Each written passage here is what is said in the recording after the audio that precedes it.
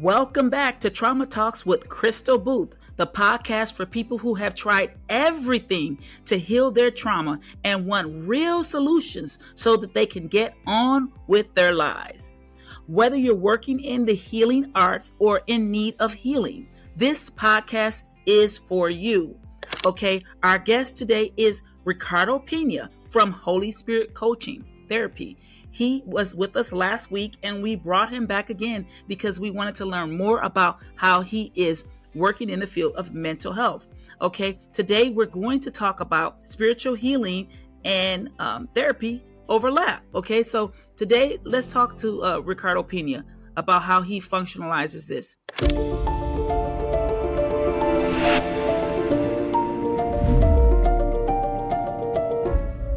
How do you think spiritual and mental health overlap? That's what I want to talk about today. Okay. Well, I think what happens a lot of times we put a lot of emphasis on psychological healing, symptom reduction, Okay. and so forth, somatics healing, body.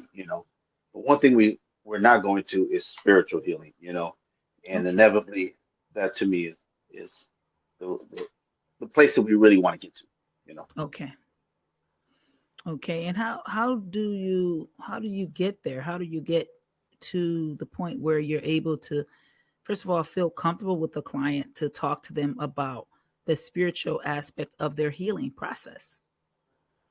Yeah, that's inevitably where you want to build a rapport. And that's where it's good with the psychological aspect of therapy, somatic parts. You're building a rapport with the person. The person has faith and trust in you, and they want to Hmm. explore. We're naturally curious human beings, so we're going to get to that place, and we Okay. inevitably want to get to a place where we not only get past maybe our anxieties, our depressions, or so forth, or some of our traumas that we process, Hmm. unprocessed grief, uncried tears, and all that stuff, but Hmm. inevitably, we want to get to a place now where we say, hey, what about my connectedness? My Okay. connectedness to all. Wow. Wow. So what you're saying is spiritual healing is the next step further than therapy, for what I'm hearing you say. Exactly. I Mhm. mean, we don't want a client to just come out of a depressed state or clients to you know, work past anxiety, but not Mhm. have a higher entity, a higher purpose in life. What's Okay. your purpose? What's your meaning? We want you to have a quality of life too. We Mhm. want you to feel connected to all and everything, you know. Mhm. And sometimes people come out of these places and they're like, hey, I'm really great. Now I'm just gonna put all my time and efforts into branding myself, working longer, harder. I'm like, Mm. a spiral. Okay. Mhm. Just, so they get the therapy. I hear what you're saying. And then they kind of just go into working hard and maybe burnout type stuff because now their life's moving forward again because they went to therapy, their life's moving forward likely, and so they're just going right head first into the next. Yeah, and also the frame of mind that they're in. Some people say, hey, I want to retire early. Like, really? Mm. You really want to retire early? And what's going to fulfill your purpose and meaning that you need in life? There's other aspects of life. And they're like, yeah, I just want to go and hang out at the beach and drink pina coladas all day. I'm like, great. And your sugar level is going to go up. You're going to be an alcoholic in no time. And you're going to be complaining about the beach because more and more people are going to show up there sooner or later. And you'll be like, hey, the beach is getting crowded. When I was here 2 years ago, there was nobody on the beach. Now there's like 12 people here. Oh, man. So It's that's not going hilarious. to that's not going to sustain. It's like, come on, man. What are we? Notoriously, we got to ask, what are we here for? What's our purpose? What's our meaning? We didn't just get to come on this earth and just drink pina coladas and chill and relax and always be in play mode. You know, Right, right. we need to play, and play is very valuable. We need to learn to celebrate. But there's a Yes, reason why people would work a certain amount of days and to take one day off and celebrate, historically, you know, yes. Hmm. because you can't have pleasure. Pleasure comes with one entity that you need to have. It's pain. Pain Mm. and pleasure. That's why they say, no pain, no gain. So Hmm. inevitably Hmm. you're gonna have to find that purpose, that meaning, and that Ah. reconnectedness to all. Mm. And when you've been jaded by life and through experiences and through traumas and also so forth, you Hmm. kind of navigate towards trusting people. Hmm. I Hmm. mean, you can see in the last 30 years, I mean, how many people own a pet now? How many people own Yes. dogs now? I mean, there's more people having dogs in inner cities and than than children. You know, Okay. inevitably, I don't want to bring a children in the world. The world's too lost, or I don't Hmm. want to go into the direction of being a committed relationship. I don't want to be this and that and that. Blah blah blah blah. And Hmm. a lot of times, like, well, the direction you're going to now, you're going to be 40 with inevitably not much So I see what you're purpose saying. They and coming meaning. out of Yeah. therapy a bit self-absorbed, is what I'm hearing you say. Well, they come out of therapy without no purpose and meaning, no direction, and no Mm. spiritual Ah. connectedness to everything and every within Mm. you. You know, you should have never be out there trying to seek truths. So, in other words, if you come out of therapy and you come out of depressed state or anxious state, you should start seeing the light, and the light should tell you, hey, every cause that's out there where people are suffering should be a cause that you should take a vital interest in. You know, if you see a homeless person out there, then that should trigger icky feelings like, man, I wish I could help this dude. Is there anything I can help? You know, you should never feel Ah. comforted to a place where you walk right over him, walk right past him like he don't exist.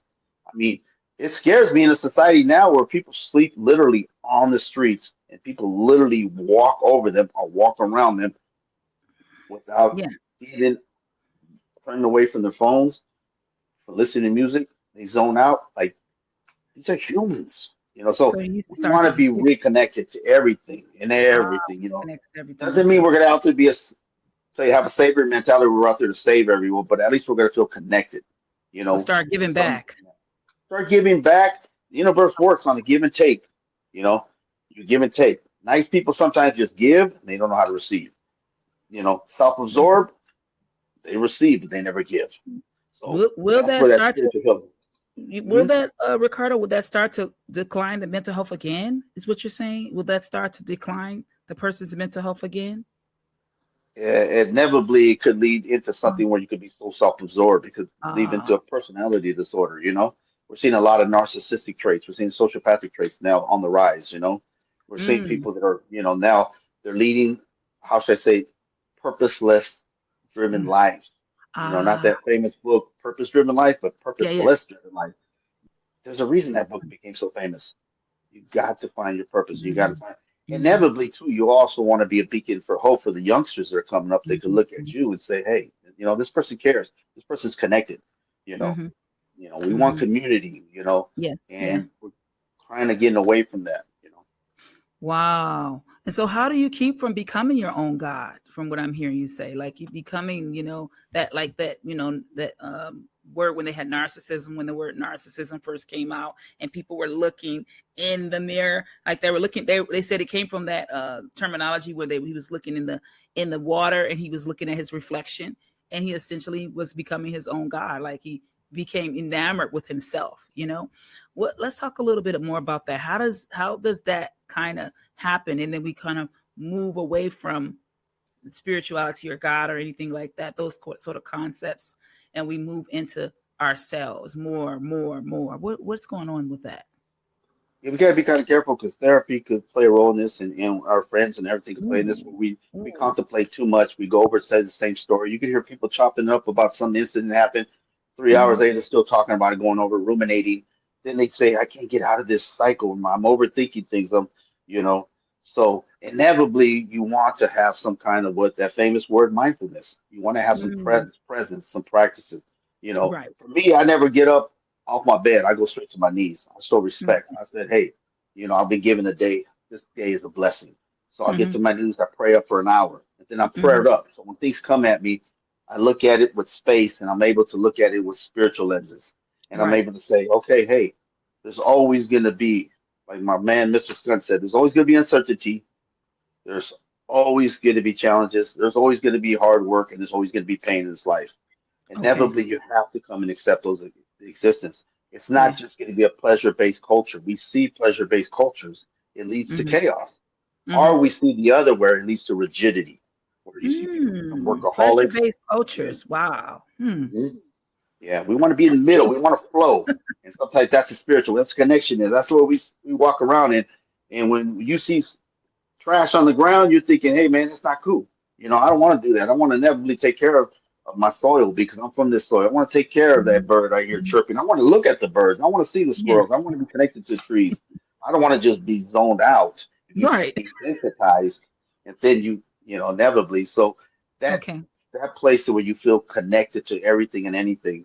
And when Ah, you do gestures, when you start to, hey, I came out of depression, came out of anxiety, I feel good about myself, I feel good about society itself. I'm believed in yes, myself now, I'm believing back into people. I'm going to open the yes. door for people. I'm going to show some chivalry, I'm going to go in there and do things for people. I'm going to give and take, I might volunteer, and help. And every once in a while, I might make a nice little meal and take it to this person down the street who's living on the street, you know, or at least I'm going to smile and greet Okay. them. Mm-hmm, I'm going to mm-hmm. ask them their name. I'm going to go to this homeless guy and say, "Hey, nice, what's your name, man? Nice to meet you, man." And I've heard homeless people say, "Man, I have to think twice about my name. Mm, I mm. forget." But Yeah. yet, it's inevitably, it's funny how when we go underneath places, underneath bridges and underneath freeways throughout here in Los Angeles or the Bay Area, Yeah. well, where I'm Okay. from, there's a lot of homelessness, and they're the only place that I hear someone when I do give a little handing out, they tell me, "God bless you, man. God bless you too, brother." Boo, boo, boo, boo, boo. And I'm like, wow, so that's the only place I get a God bless you. You know, Wow. so Acknowledgement. Yes. yeah, so we're learning even from the people that are going through the most suffrage that they're teaching us every day. And that's why we want to be teachable. We want to be lifetime learners. We want to be Mhm. humble. The meek shall inherit the earth, not the narcissists, Mm. you know, you know, and we need to be grateful. Every day we need to be grateful. If we start Yeah. looking at life as grateful, think about simple things, man. When you're spiritually inclined to have healing, you're also you'll get your little gratitude log going. You'll be thankful. And you write every day. Hey, man, thank you for a freezer, man. I got a couple popsicles in there later. I'm about to eat them up, and they're good, delicious. Most people don't have access to a freezer. That's true. Most people throughout the world, a lot of times, don't even have two dials. They have Yeah. one dial. Cold water. It's limited. Ooh. And here we got warm, cold. We got so much. We got 300 channels on these Yeah. big old TVs now that are the size of a wall. Absolutely. We Mm-hmm, have mm-hmm. so much to be grateful, and yet we're always trying to compete with the Joneses. We're always trying to brand ourselves. We're never content. We're empty. I need the latest iPhone. I need this, and Mm-hmm. that. I need this and that. So we're living outward Mm-hmm. in. Where spiritual Mm-hmm. healing is going to say, okay, now you're in this place. Now you got to start living inward out. You That's know, right. you got to start to love again. You got to start to really put a lot into compassion. Your empathetic muscle needs to be strong. Wow, this sounds like what you're sharing is a personal antidote for the next step in therapy. Like you've done your therapy, you come out of any paid friendships like we talked about last time, and now you're moving into this new thing of where you're actually becoming part of the answer rather than the problem, you know? And Yeah, you know what I mean? You're becoming the solution, instead of the problem, should I say. And so this, by being able to have this coming out of this God, this God complex, so to speak. And so how do different spiritual practices and beliefs contribute to healing processes for people? So what are some, let's talk a little bit about that. How can we really functionalize this? How can we really work this thing that you're talking about here? you should find something that's inevitably going to get you to believe something that's greater than your own self. Mm-hmm. Once we feel connected, then all of a sudden you start to buy back into life. You Okay. start to realize that everybody in here should be patted on the back. We all should, because this earth is not easy. It's challenging. I Mm-hmm. mean, you could go to Beverly Hills and think, oh, they don't got hard work to do. They got a lot of this, a lot of money. But yeah, they got a lot of internal hard work to do. There's a lot of eating disorders there. There's a lot of suicide ideation. There's a lot of self harm that's being taking place in Beverly Hills. Then you Mm. go to the inner cities and you're Yeah. like, ooh, these people are struggling because they have two or three jobs. So a lot of it's physical hard work. But there's some Mm-hmm. sense of hard work. But once we Right. feel connected to each other, we show mutual respect. We celebrate diversity. We look at Mm-hmm. diversity as something that's beautiful. We're like, this is Right. great. I'm glad that we're Yeah. not going to different places in the world and we're all alike. That'd be so dry. I would Yeah. not want to live there. That'd be a Mm-hmm. desert where the soil is hardened. I want something that's nurture. I like different cultures. I like the way people express themselves. Like I took my sons to Morocco, and my sons were saying, it's beautiful to be here because it's great to see people do something completely different from the way we do in the States, Mm-hmm. but you get the same or even better results. Okay. So there's different ways of living. I said, that's diversity, baby. That's Yeah. the Yeah. Tower of Babel that we learn about in the Bible. Mm-hmm. Lord Mm-hmm. said, no, no. I need to bring you guys because then it's going to be more flavorful and there's going to be Mm-hmm. more celebratory. You know, go to Mexico. I think Mexico. I find out that they have like I don't know. I think 134 different holidays that please on Saint days, celebrating the town days, historical figure days. There's Mm-hmm. always a sense of celebration taking place. You go to the plaza, people are really engaged. Even when there's not a celebration, they're still there talking, communicating. They feel connected. So you Mm-hmm. wonder why people go on vacations like, oh my God, man, went to Mexico, man. I will never leave Mexico, man. It has such a great time. It's because when you're eating, they tell you, disfruta tu comida. ¿Cómo estás? ¿De dónde vienes? They want to know about you. They Yeah. want to make sure that they make all your needs met and they look at you in Mm-hmm. the eye. Mm-hmm. And then Mm-hmm. they hug you out and they tell you later, hey, well, vamos a bailar, man. We have some music later. Come back and, you know. So Mm-hmm. they're able to see that. And they Mm-hmm. work and they work. And when they're at work, they're thinking, I want to get home so I can spend time with my family. My Yeah. family, inevitably, I want to spend time with those relationships, my partner.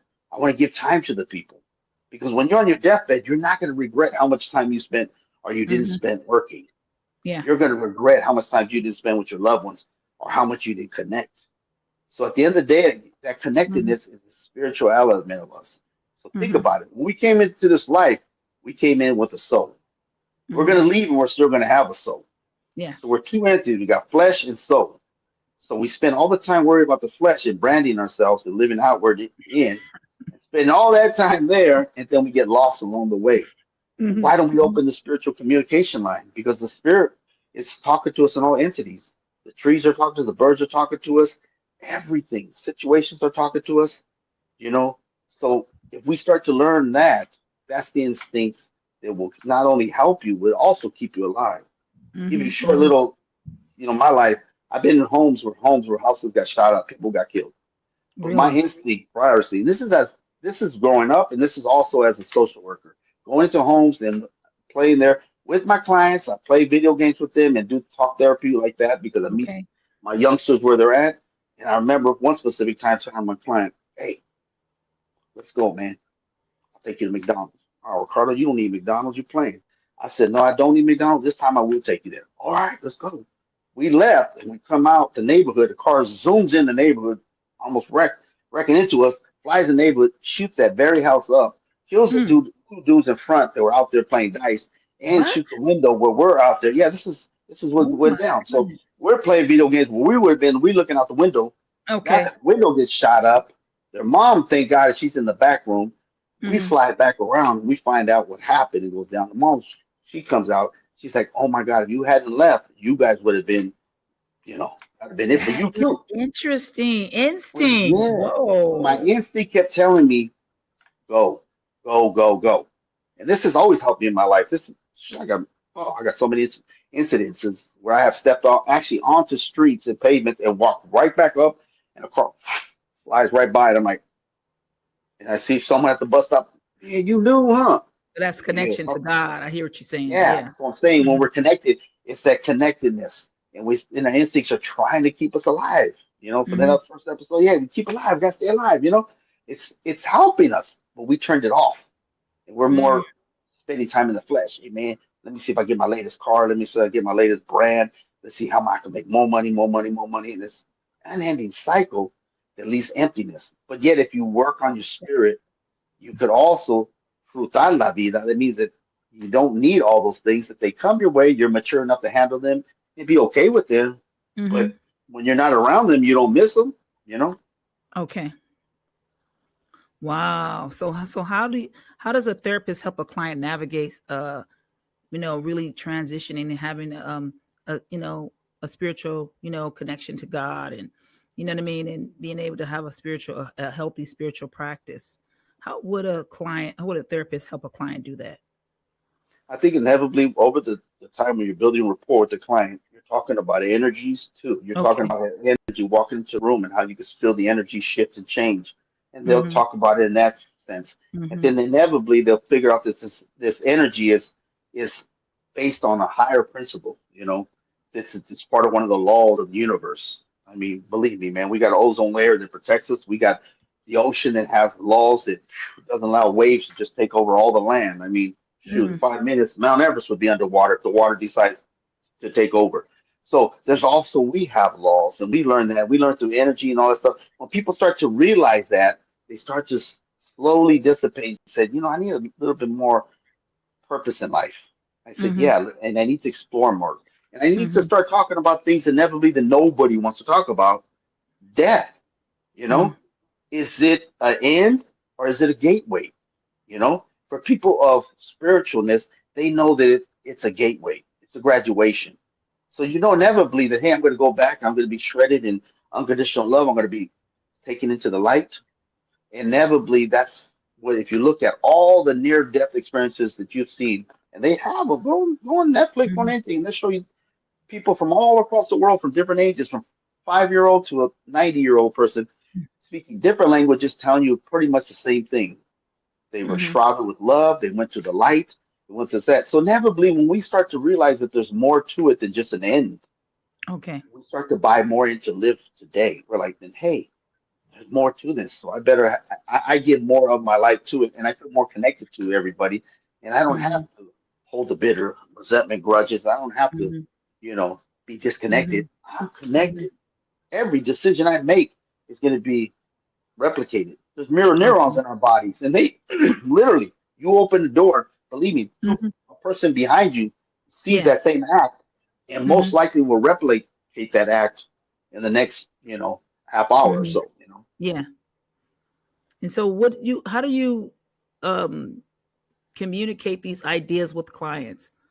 Do you just do it like what you just did there? I mean, how do you communicate these ideas? How do you approach that? Because that's a First of very, all, for a lot of clients, that's a very touchy subject. They oh don't want yeah, to talk about that. That's not that's where something that rapport they're comes in. interested in. That's where Yeah, the that's where, rapport comes in. Okay. yeah, the report comes in, and you kind of like, you have to wait, and you wait so you build a rapport, and you start to have more higher conscious conversations, Mm-hmm. and they Mm-hmm. just slowly let you in.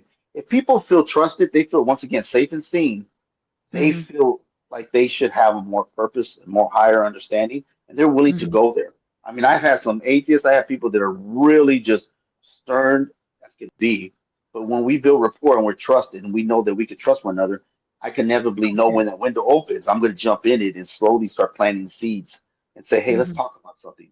Let's even talk about, inevitable, the thing that we're all death. That Mm-hmm. makes me feel uncomfortable. Well, let's take it Wow. little by little, step by step. I'll meet you where you're at. We go step by step, but inevitably you're going to have to put some understanding to it.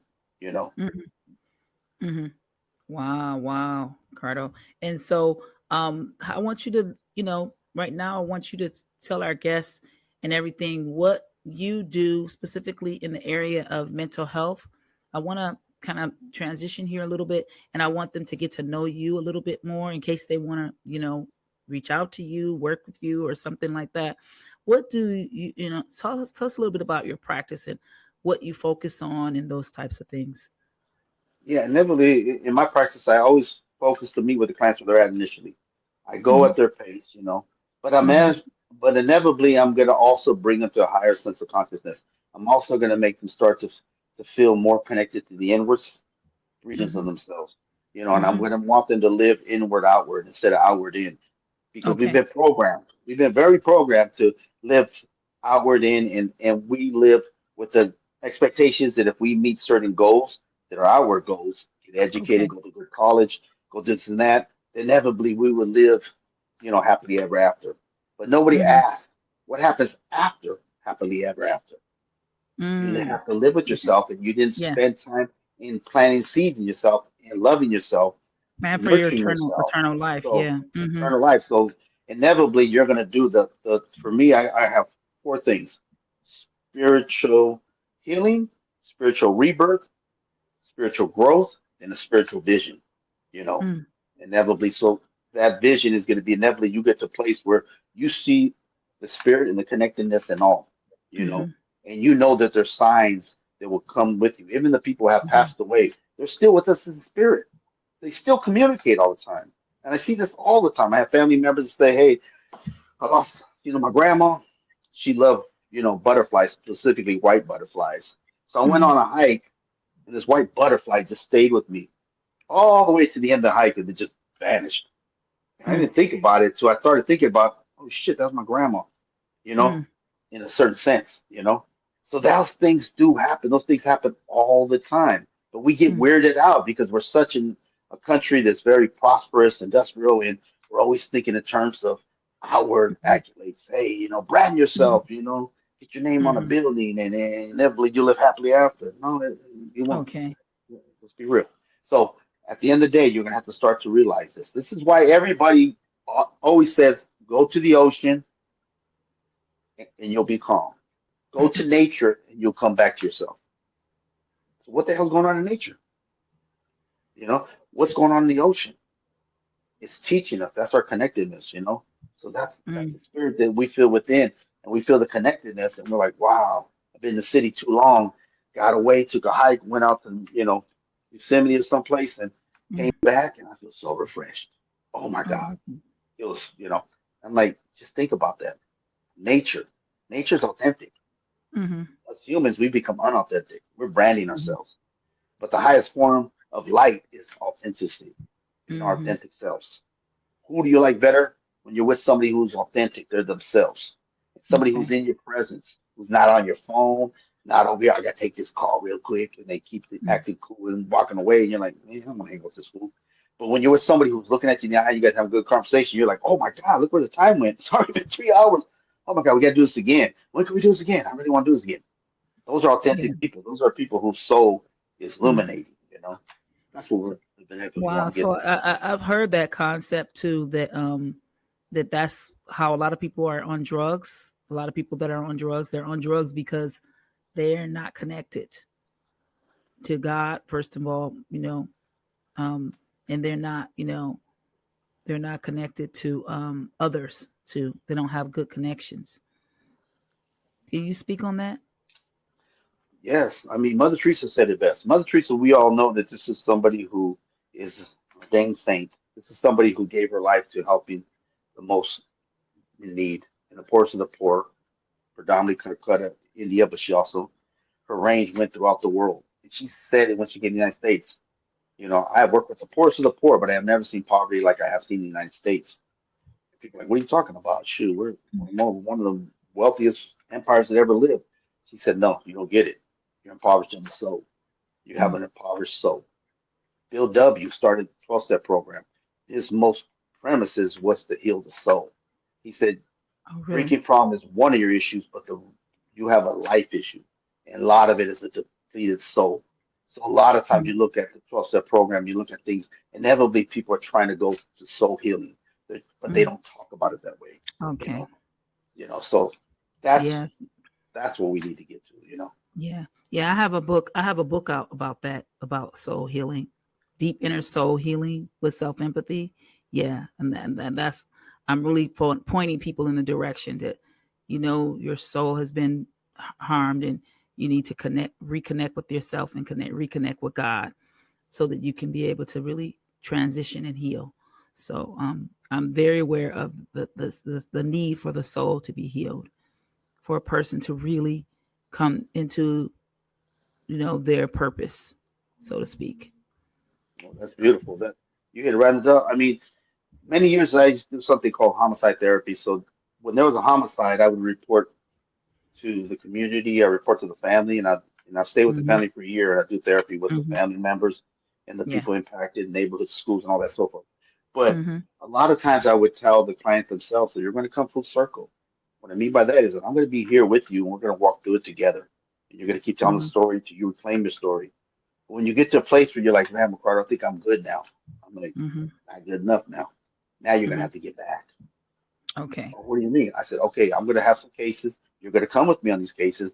And these new moms that we meet who have just lost their children to homicides, Okay. you're going to go with me. I'm going to introduce you to them. And when they're sad and blue at 3 in the morning, they're not going to call me because I got too much cases, but they're going to call hmm you, hmm hmm similar to what they do in 12-step program with the sponsor. You're going to yeah. sponsor them.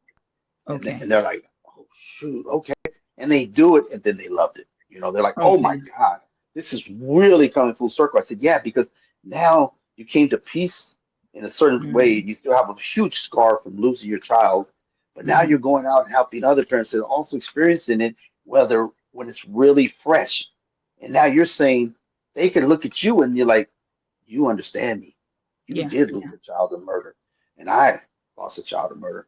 I can relate to you. Just like a Yeah. NA. You go to NA, you want your sponsor to have sobriety. You want him Yeah. to have a past with narcotics. You go to That's AA, you want to make sure your sobriety, your sponsor has sobriety under his belt. He mm-hmm. understands what addiction is like, Mm-hmm. you know. So same thing in life. We want to learn how to get back and reconnect with every element. So if we're out there and we're making big money, have big houses, and we have all this stuff, but it's Mm-hmm. not going to no purpose, no meaning, no, Yeah. and it's not also helping the younger generation to come up. Mm-hmm. Well, sooner or later, you're going to look through something else to fill that void, and that's probably going to be cocaine. It's probably going Yeah. to be, painkillers, That's where the you drug know. thing comes in. Yeah. Yeah, fentanyl and all that, So, that emptiness, it gets filled somehow. But if you You got to get get. back, then all of a Yeah. sudden Yeah. you're like, "Ooh!"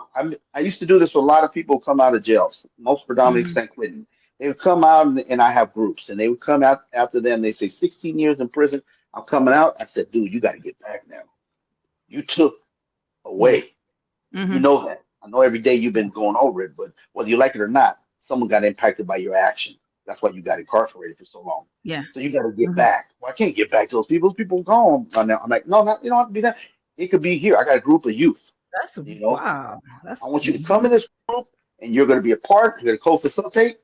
And you're going to Yeah. come in here. You're going to give your story. You're going to give your testimony, and Mm-hmm. they're going to reconnect with these kids because these kids are on a slippery slope that they may be a statistic, but your testimony and your love and being here might keep one or two of them from becoming that statistic, and Okay. it's going to feel good. You're going to start feeling really good. You're going to start feeling like, hell, this is what it's about. I'm just Mm-hmm. not just give. I'm Mm-hmm. also, I mean, not just take, but I'm also give, receive. Give, So receive. what you're doing is you're helping the client actually functionalize it, actually not just sitting there in the office doing therapy, but actually now go and implement the new changes that they're hopefully they Hmm. praying to God and everything, and they're connecting with God, and now they're actually taking their story to the streets, so to speak. Yeah, if it, like I said, if it could be with God, it could be Mother Nature, it could be universe, as long as they reconnect. Remember, we're all brothers and sisters on this earth. There's no difference between us. It's only like 1%. Not one. We're all the same. We all have Mm-mm. issues. So at the end of the day, let's reconnect with each other. So go find out where your niche might be. It might just be that you're a woodcutter and you do beautiful things, and maybe an elderly person's alone and needed something carved that makes them feel comforted, and you bring it to them, or it may just be going to a home of an elder who doesn't see people throughout the week, and you designated, hey, I'm going to go there 2 hours a week. I'm going to bring bread. We're going to break bread together. Mhm. Just spend Mhm. time with them, and it makes me feel Mhm. good because I see Mhm. little Eleanor's eyes light up, and she's like, "Oh my Mhm. God, good to see you." Yeah, that's what the And you start, Bible tells us to boom, do, to go give to the yeah, poor. That's, yeah, go give, and go to to do the something. It could be anything, Mhm. It could be, you could be a Mhm. plumber and you could say, hey, I'll make good Mhm. money, man. I'm going to go and have a program for people who need plumbing issues who have no money. And I'll give maybe 10% of my time and, to help pro bono cases, And like so I what always make sure I do that on my case though, that I have pro bono cases. Okay, I was gonna say Yeah. this is the work you're doing. Wow, Ricardo. I mean, So that's, you're doing some very cutting edge work where you're stepping outside the norm for therapy, and you're really taking it to a higher level and really getting the person to really shift and change their life permanently. I see. and see Really. outside themselves, see the connect, once Mhm. again, see the connectedness. But It's not just they're not about gonna us. have a problem with narcissism. They're not gonna have a problem with the God No. being their own God, and they're not gonna have those kinds of problems because they're gonna serve the one and true only God, and they're gonna be able to see that that serving God and serving others supersedes the things that they were doing before, where they were just in their head thinking about themselves, worrying about everything, stressing out, having a lot of anxiety and all these other mental health conditions that come from making it all about yourself. And you know what I mean? And or making it all about other people, codependency, we didn't talk Yeah. about that yet, but codependency, making it all about other people or making it all about yourself. Either or, you operating in that spiritual place that is got you stuck, got you stuck and not able to really make a difference in the world, really impact the world, and really be happy, just be peaceful, be sitting on the beach somewhere, relaxing and just being yourself, Yeah. I mean, we don't want to be caught up into this vortex of just pleasure seeking. You know, you also Ah, so want you're you taking want them out of the purpose. vortex. Yeah, yeah, vortex. And you want to be pleasure. I mean, you want to be purpose seeking. Purpose, You but look at not the just all blue. pleasure. That's a Yeah. new. Yeah, I didn't think about that, but that Mhm. people are a lot of people in the United States and even starting to be in all parts of the world that they're just like, well, what's next? What's the next greatest thing that Yeah. nothing wrong with pleasure, because we, I believe Yeah, you need that, there's there's but importance remember, for that pain and too. pleasure, they're But you're parallel. They're a talking more seesaw. about balance. I hear. Yeah. I believe. I hope the viewer understands that. But I think you're talking about balance. You're not talking about take away pleasure and become this kind No, of no. person that just works and just is all about everybody else and taking care of people and all that. But it's you're talking about getting back to a connection with God, helping your fellow man. Um, you know, believing on something that's greater than yourself, hopefully God, and yeah. Yeah, and we see it in the blue zones around the world where we see people who are on average are living up to 110 or Okay. even past that. And one of the things that they always do, they don't fully retire. They Hmm. still keep themselves productive, and they Okay. still have a purpose, and they still interconnect. They have a community. They take care of the community. They Okay. break bread together. If they have something and another person's lacking, they I make sure love that that. person is taken care of. Let me cut half my bread and give it to my neighbor. They still have that concept. In fact, most Hmm. parts of the world don't even know, they don't have a word in their vocabulary for things Hmm. like depression. Hmm. Because even though they may be very impoverished, we they're very wealthy in spirit, Mm. so that's a difference. So you may go to a place like Bangladesh and be like, whoa, taken back by the impoverishment around you, but the people there, spirit, they're, they're wealthy. Where you go to the United Mm. States, you go to a lot of industrial nations throughout the world, and you start to see slowly but surely people who have access to so much wealth, but have little nourishment when it comes to spirit, and they're Mm. empty inside. So that's why they Hmm. flood it up with stuff, Hmm. promiscuous, Yeah. over promiscuous behavior, gambling, drinking, drugging, or rigidity, workaholics. Oh, Hmm. bragging they work 12 hours a day, like something to brag about. You get Mm. 12 hours a day, you take care of your family. Just take care of your kids. Want your kids growing up to be neglected? Come on, wake up. Wow, Ricardo, this is deep. This is deep. Wow. I just want to just check in with the audience right now and everything, and just remind the audience to like, share, and subscribe this episode. This is our second episode, and I'm very proud of the work that we're doing, to how we're really giving clients and also therapists some concepts that they can use to begin to include in their therapeutic process, to really begin to see how to navigate this thing called life that we all are in, and that we all want to do well. We all want to be able to, before when we get before God, well done, my good and faithful servant. You you remembered me when you came to this world, and you didn't forget me. Hmm. So, and you didn't forget your fellow man. And so I think that's really really important. And the mental health, we do play a big role in that. We are the people that can help empower people in that way.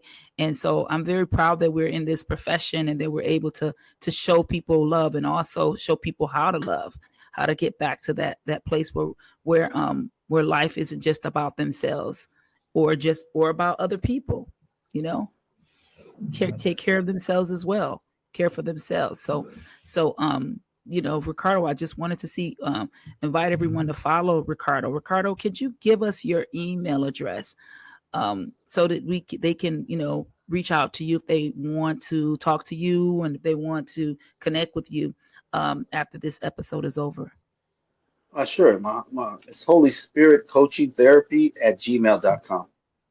Great, great, great. So you guys go ahead and follow Ricardo, like, comment, subscribe also to Trauma Talks, because when you do that, you can start your healing process and also help us build the community so that more people will be able to and hear these episodes, learn about mental health, learn all the different things that are going on in mental health, because a lot of people don't know these what's going on in mental health and how they can navigate this system. Ricardo, you've been an awesome guest here, and I really, really appreciate everything that you're doing. Is there anything else that you want to share with us regarding the mental health and therapy, and when it's time to be just deal with the clinical stuff, and when it's time to actually include, God in therapy, because I believe God, in my opinion, I'm a Christian, and I really believe that God belongs everywhere. That's my belief system. And so what do you think? What do you think is the time when you really help a client with that type of stuff? I think that it will present itself in the session. It happen naturally. Everything has to happen naturally. There's gonna be a window, and when they feel inevitably they come out of their holes, they're Mm-hmm. gonna ask, "Hey, I'm seeking more truths, and I'm seeking Okay. this and that." But they have to Mm-hmm. realize that just because you had a trauma episode or you've had complex traumas in your life, it's not a lifetime sentence. There will be healing, and eventually there Mm-hmm. will be empowerment. You will Right. have a life, you Mm-hmm. know. So you're going to inevitably try to strive for that. That's why those blue Mm-hmm. zones, people are living so long because they have a life. They know a purpose, they meaning. They're interconnected to communities. They're Mm-hmm. less opinionated and more connected, and they see Mm-hmm. the beauty in life in itself. So Mm-hmm. there's Mm-hmm. a lot of So hope. wow. So for therapists, I guess you could say that the way you navigate these kind of complex conversations is through rapport. And for the client, the way you navigate these complex conversations, you would say is through what? How does the client navigate? If the client wants to bring that up to the therapist, how do they feel comfortable, or how do they gauge that conversation? It's inevitably when they get to a place when they're feeling that they have more energy, that they feel like it's time for me to start thinking about more high consciousness. And so if you're with a therapist right now and you're at that place, you can start talking about things inevitably that are, you know, more meaning and purpose in life. And why am I here? What's my purpose? What's my meaning? How can I be interconnected with each other? So Mm-hmm. it will Mm-hmm. present itself. You just trust your instincts, and that's inevitably where you want to go. Come back home to yourself. Mm-hmm. And are there any ethical guidelines or considerations that we need to take into account when it comes to these matters? Yeah, I think that the therapist has to be wise. Remember, knowledge alone is a dangerous Mm-hmm. substance. Mm-hmm. So you have to mix knowledge with wisdom. So you have to Mm-hmm. have the wisdom to know when it's ready to present itself and talk about it in a timely fashion when the client's ready to have that conversation or the client dictates it. But one way or another, you do it when it happens more natural Okay. and in a Okay. respectful manner. Wow. Wow. Well, I really appreciate you coming on, Ricardo, and talking to us about all these things. I really believe that clients are really going to benefit from understanding that spirituality and God and their faith, it is a part of therapy, because I don't think that a lot of people believe that their faith is a part of therapy. They think that their faith is something separately that they have to go and navigate on their own. And it's hard to navigate on your own, these kind of things. These are very very complex things that sometimes you do need the help of a therapist to kind of listen to you or be there for you or support you as you figure things out. Oh, you hit it right on the dot. I mean, we wonder all the time whether the numbers are so low for people of color coming to therapy because sometimes there's not cultural competency there, where Oh yeah. faith is important in our neighborhoods. You know, Crystal. So Oh at the yeah. end of the day, we need to talk about that. That's when my Hmm. therapist and me jive. When my therapist gave me room to finally talk about it. Like I said, I went Hmm. to at age 14, court mandated. But by the time I found a therapist who could really talk my talk, Hmm. and then I could talk about faith, boy, then I just took Wow. to it and I loved it, and that's when I got Yeah. my healing. Mhm. I get clients all the time. They call. They say, "Are you a Christian therapist?" They always asking for that. They always Mhm. asking, about that type of stuff. And so I'm just honest with them. I let them know, yeah, I am, or, this is the extent that I work with this type of stuff, or I'm here to listen. If you want to talk about that, I just leave that kind of thing really open, and I'm very honest. I think the biggest thing that clients are looking for is they're looking for someone who's just plain honest. I mean, I don't feel safe with somebody who's just being dishonest and they don't really tell you the truth, you know what I mean, where they stand. Mm-hmm. And then from there, I think we could all move forward and we could all, navigate this thing called life that is so complex and is so many intricate parts to it that we have to understand and gain that knowledge in. And so I think that when it comes to these very hot button items, they call hot button topics and things like that, there is a way. Sounds like you said there is a way to do this, even if it's not something that you've done before. So. Yep. Beautiful statement. And so, any research or anything that supports this type of therapy, Ricardo, before we start to close out for today? Yeah, the Bible. It's the one I use. I mean, think about it. Somebody was born 2,000 years ago, and everything that was predicted occurred in a book, and nobody's intrigued. Like, oh man! But if there was another book out and they could predict things and the things came true, we would go woo up to the yin yang with it and be like, oh my God! We make movies, blockbuster, But yet it was predicted. Things were predicted and things occurred, and yet people still shy away from that. So but make sure if you do, make sure you do it under the Holy Spirit, and you do it under trained eye, because miss exclusive stuff. So it's a very sacred text, and Very we know sacred. in psychology we talk about the body keeps score. Best of Vanderkolk. It's talked about in the Bible. It talks about trauma in the form of trembling.